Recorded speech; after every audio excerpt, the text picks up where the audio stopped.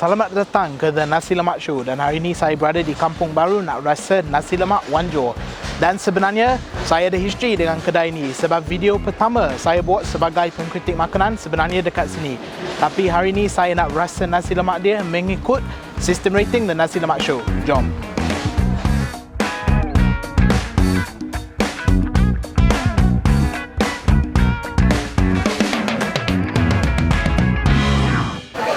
Actually daripada umur 11 years, daripada umur 11 tahun saya dah ada kat sini lah. Wanjo tu lah nenek saya.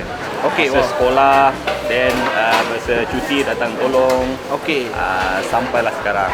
Dah beroperasi actually daripada mula lebih kurang bulan 12 tahun 63. Kita serve nasi lemak saja. Nasi lemak ni sebenarnya kita adalah nasi lemak kukus. Masih lagi menggunakan tong kayu. Kita memerlukan 3 kali kukus. Kita nak nasi tu kembang.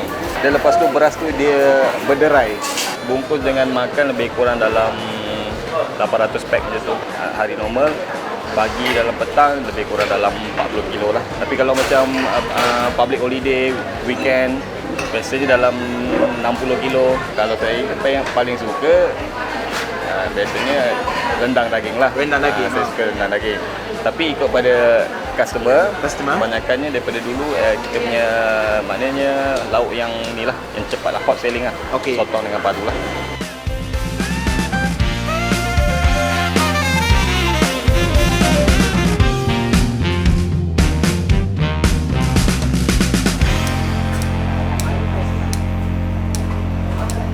Okey. Say. Inilah nasi lemak dia. Jom kita rasa. Okey, inilah dia nasi lemak Wanjo. Dan apa yang saya ambil sebenarnya nasi lemak biasa. Tapi dekat sini boleh pilih kalau nak telur rebus atau telur goreng. So saya ambil telur goreng. Dan lauk saya ambil paru goreng dan daging rendang. Jadi, jom rasa. Nak mula dengan nasi. Dia sebutir dan saya tahu sebab dekat sini dia kukus nasi. Dan dia kukus sebenarnya 3 kali. Itu yang bagi dia tekstur macam ni. Rasa.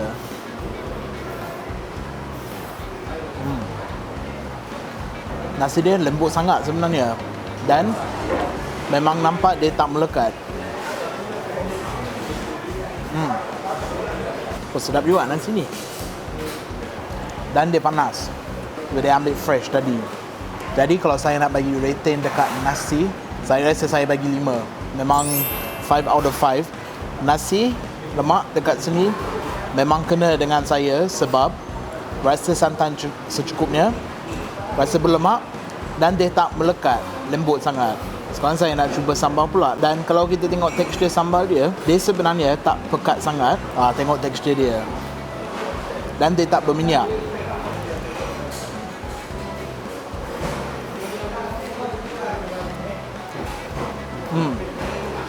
Ada rasa pedas-pedas manis. Dan sebenarnya kalau nak bandingkan dengan sambal lain, sini manis. Itu yang saya suka, sambal manis. Dan sebab dia masak lama, dia tak ada rasa pahit aftertaste. Dan walaupun dia masak lama, dia tak rasa hangit juga. Tapi kena rasa dengan nasi sekali. So kita campur sikit dengan nasi.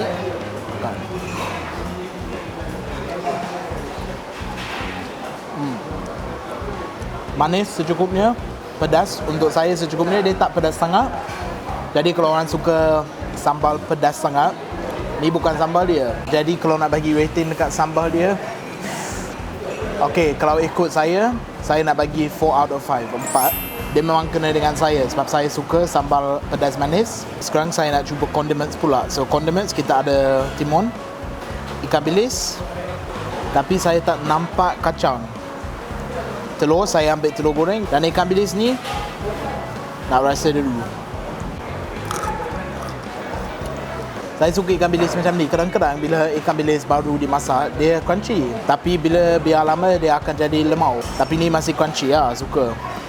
Dan telur, kita dapat 1 biji. Walaupun saya ambil goreng, kalau ambil telur rebus pun dapat 1 biji lah. Kalau nak bagi rating, sebenarnya saya nak bagi 4. Yang sayang sikit tak ada kacang.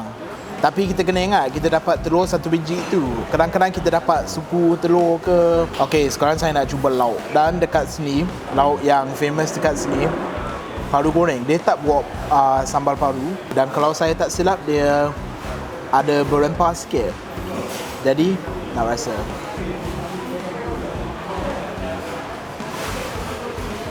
Saya tahu ada setengah orang yang tak beberapa suka paru sebab rasa paru tu macam tak kena dengan dia. Dan dulu saya macam tu. Saya hanya boleh makan paru kalau makan contoh sambal paru ke. Tapi ni paru goreng sedap dan ada rasa berempah sikit. Dan walaupun dia paru goreng, dia tak liat bila makan. Lauk seterusnya adalah daging rendang. Nak rasa. Suka juga ni. Daging dia tak liat, lembut. Dan sebab daging tu masak betul, dia tekstur dia memang perfect lah. Jadi kalau nak bagi rating dekat side dish, lauk dia 4 out of 5, 4. Jadi kalau total untuk side dish tu 4 out of 5 okey. Nak makan lagi dengan nasi tu.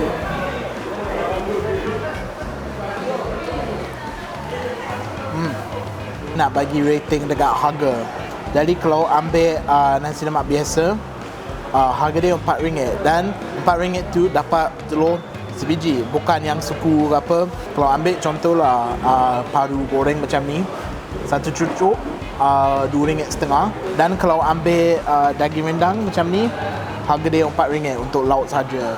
Kalau nak bagi rating dekat harga, dia bukan murah sangat, tapi apa yang kita dapat untuk harga tu saya rasa berbaloi. Sebab telur dapat satu, nasi banyak, nasi tu sedap, sambal cukup dan sedap, dan lauk dia boleh pilih yang apa yang kita suka, lepas tu tambah. Jadi kalau nak bagi rating dekat harga, saya rasa 4 out of 5. Dia berbaloi.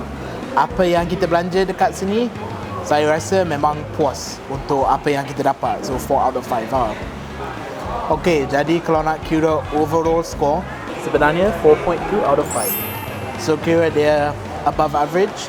Dan bagi saya dia salah satu nasi lemak yang terbaik di Kuala Lumpur ni. Tapi ada banyak lagi kat sini, jadi saya nak habiskan semua.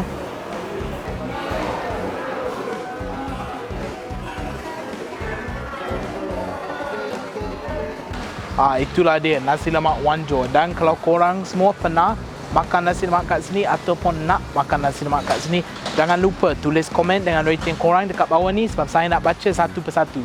Dan kalau nak tahu apa saya nak makan lepas ni, tunggu episod minggu depan.